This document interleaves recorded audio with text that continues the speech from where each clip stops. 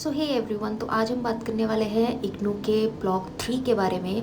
यहाँ पे मैं ओनली उन टॉपिक्स के बारे में बात करूंगी जो एग्जाम्स में आते हैं इग्नू के, जिससे आप इजीली 70-80 मार्क्स को ग्रैब कर सकते हो। तो first point is genesis of Indian poetry in English, जिसमें ये बताया गया है कि सडनली कैसे करके इंग्लिश पोइट्री भारत में आई।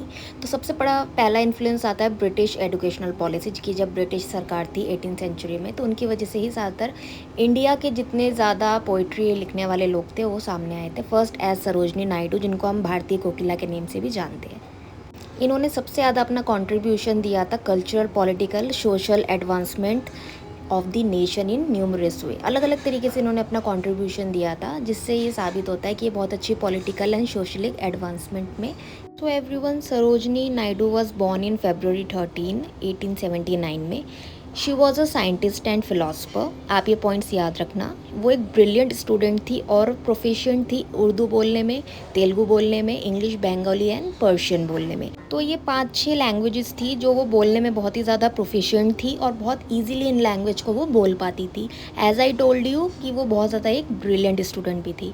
सो next point we saw here कि जब वो एज 15 की थी, she met with doctor Govindarajulu Naidu, और उनके प्यार में वो पड़ गई थी। And he was a non Brahmin person, और वो डॉक्टर थे by profession. Non Brahmin family से वो बिलोंग करते थे और बाय प्रोफेशन वो एक डॉक्टर थे। ये सारे पॉइंट्स ना आप याद रखना, और ये सारे पॉइंट जब आप याद रखोगे तो 20-10 मार्क्स का क्वेश्चन आता है, आप उसको ईजिली फिर सारा डिकोड कर सकते हो ईजिली। इसलिए मैं आपको इंग्लिश और हिंदी दोनों लैंग्वेजेस में लिख के और बोल के समझा रही हूँ। आई होप आपको यहाँ तक समझ आ गया होगा। सेकंड पोइट्री के बारे में हम बात करते हैं, बैंगल्ड सेलर्स, जो भी सरोजनी नायडू द्वारा ही लिखा गया था। ये पोयम जो है वो 4 स्टैंजाज में है, 6 लाइन की ये पोयम है। राइमिंग इसकी आप देख लो, AABB एंड CC। ठीक है, ये याद रखना। ये पॉइंट लाइन अगर आप क्वेश्चन आंसर के फर्स्ट पॉइंट पे लिखोगे ना, तो आपको ईजिली तो 2-3 मार्क्स आप वो यहीं पे दे देंगे कि पर्सन को इसके पूरे पोइट्री के बारे में मालूम है। ठीक है, पेपर चेक करने वाले को यही लगेगा। ओके, तो नेक्स्ट हम देखते हैं, this poem through light of Sarojini Naidu का कंसेप्शन दिखाता है इंडियन वुमेनहुड के अकॉर्डिंग, जो वो फेस करती थी अपने लाइफ में भी और दूसरों वुमेन्स को देके उन्होंने बताया कि वुमेन को किस तरीके का होना चाहिए। Women should be radiant. वो वुमेन ऐसी होनी चाहिए जो अपना हक की सारी बातें ईजिली रख सके विदाउट एनी हेजिटेशन। तो फर्स्ट ड्यूटी वुमेन की ये होनी चाहिए कि उसको हैप्पी रहना चाहिए। सिंस हर हैप्पीनेस रेडिएट, अगर वो अपनी हैप्पीनेस को दिखाती है तो वो निखर के आती है कि वो एक्चुअल में कौन है।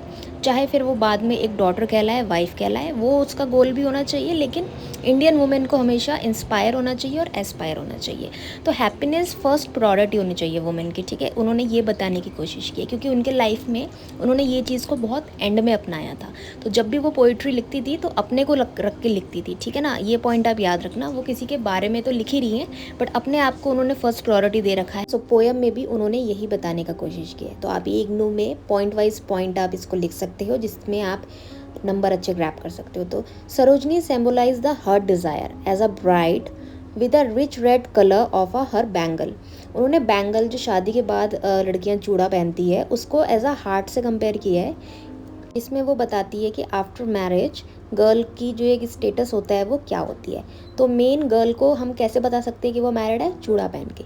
तो चूड़ा एक हार्ट से कनेक्टेड है, तो जिसमें उन्होंने बताया कि heart desire of a bride with a rich red colour of her bangle. तो ये पॉइंट ये बहुत डीप लाइन है जो उन्होंने बताई है ना।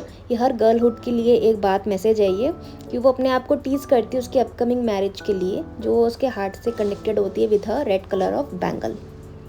How much marriage important for a girl, ये भी इन्होंने बताया है इसमें, क्योंकि वो बात अपनी कर रही हैं। सरोजनी नायडू जो है वो बात अपनी कर रही है और सोसाइटी में जो वुमेन्स हैं उनको लेके कर रही है। तो सब चीज़ उन्होंने ध्यान में रखते हुए ये बात को अपने पोयम में उन्होंने बताया है।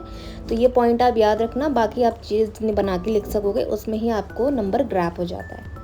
Okay, last we saw is, Sarojini Naidu बताती है कि जो बैंगल सेलर, उनकी जो पोएट्री है उसमें वो बताने की कोशिश करती है कि वुमेन की स्टेज में ना लाइफ में बहुत सारे अप्रोप्रिएट चीज़ें अप एंड डाउन होती है। जैसे कि चूड़े से उन्होंने बताया कि बैंगल के हर एक जो चूड़ा पहनती है वुमेन, हर बैंगल में एक कहानी छुपी होती है। उसमें वो बताती है कि different stage of women's life, किस तरीके से शादी के बाद जो सारी चीज़ होती है वो वुमेन की लाइफ में चेंज होती है।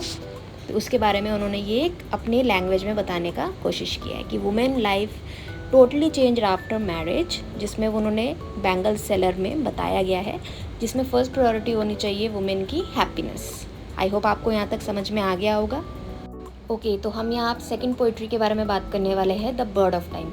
इसके बहुत से क्वेश्चंस आते हैं 20 मार्क्स के, 10 मार्क्स के। तो आपको अगर इसकी पूरी समरी के बारे में इजीली नॉलेज होगा तो आप बना के लिख सकते हो। ये एज अ क्वेश्चन आता है जो मैंने आपको यहाँ पे लिख दिया है पूरा पोएम। तो हम इस पोएम को अब एक्सप्लेन कर लेते हैं, इसका इंटरप्रिटेशन देख लेते हैं। सो इंटरप्रेशन है the after the golden threshold 1905, Sarojini Naidu का ये सेकंड पब्लिकेशन था, द बर्ड ऑफ टाइम। ये अपीयर्ड हुआ था 1912 में और इसमें टोटल 107 पेजेस है, जो वॉल्यूम कंटेन करता है 46 पोएम को।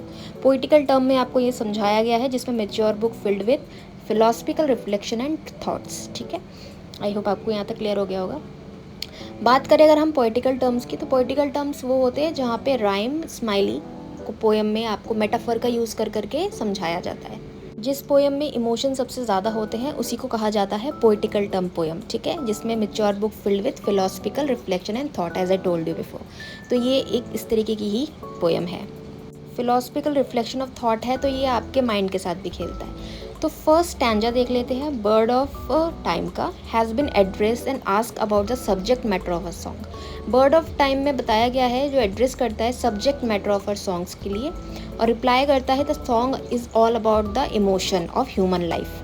ह्यूमन लाइफ का एक इमोशन के बारे में इस पोएम के ज़रिए आपको बताया गया है, जो ज़िंदगी लोग जीते हैं, जिसमें joy, sorrow, trouble, fight, hope, faith, peace and death सब आता है। स्टार्टिंग टू एंड जो लाइफ की एक जर्नी रहती है, जो जॉय से स्टार्ट होती है और डेथ में एंड होती है, उसके बीच में जितनी सारी चीज़ें आती है, वही चीज़ बर्ड ऑफ टाइम में आपको एड्रेस किया गया है, बताया गया है। मेटाफर इसमें बर्ड को यूज़ किया गया है, जिसमें सरोजिनी नायडू बर्ड को कहती है कि चलो आप एक लाइफ के बारे में अब मुझे बताना शुरू करो, जिसमें बर्ड जो होती है वो इन सब चीज़ के बारे में बताती है। Sarojini her self lived life of this type, वो जीवन जी रही है अपना इस समय इस तरीके से, इसलिए वो बताती है। और कंटिन्यू जो सफ़र उन्होंने इसके बाद फेस किया था, और वो फिर बीमार जो पड़ गई थी, फिर से उन्होंने जीना सीखा था, वो सब चीज़ें वो स्टेप बाय स्टेप आपको इस पोएम के थ्रू बताना चाहती है। और जो रीडर्स होते हैं उन तक इसके थ्रू पहुंचकर अपना एक लाइफ लॉन्ग जो उन्होंने जिया, जिस तरीके से जिया, वो चीज़ आपको बता रही है। किसके थ्रू? एक बर्ड के थ्रू। बर्ड को उन्होंने एक सेंटर ऑफ अटेंशन रखा है, जिसके थ्रू वो आप तक अपनी एक लाइफ की स्टोरी बता रही है एज अ पोइट्री फॉर्म, जिसमें मेटाफर का यूज़ किया गया है, राइम्स का यूज़ किया गया है एंड स्माइली का यूज़ किया गया है। ठीक है, सरोजिनी नायडू बताती है कि लाइफ और जो डेथ होता है, जो स्टार्टिंग से एंड का जो समय होता है, वो स्कैरी नहीं होता है, वो एक पार्ट ऑफ जर्नी होता है, जिसको इंसान को खुशी खुशी जीना चाहिए। लाइफ में इंसान बीमार भी होता है, खुश भी होता है, दुख भी आता है, जो पिछले अपने पॉइंट में पड़ा था। तो वो बताती है कि लाइफ को किस तरीके से उन्होंने बाद में जो खुल के जिया। ठीक है, ये सब चीज़ के बारे में वो बताते हैं। आई होप आपको यहाँ तक वीडियो समझ में आई हो। तो वीडियो अच्छी लगी तो लाइक शेयर सब्सक्राइब भी ज़रूर कर दीजिएगा। तो thank you so much for watching students.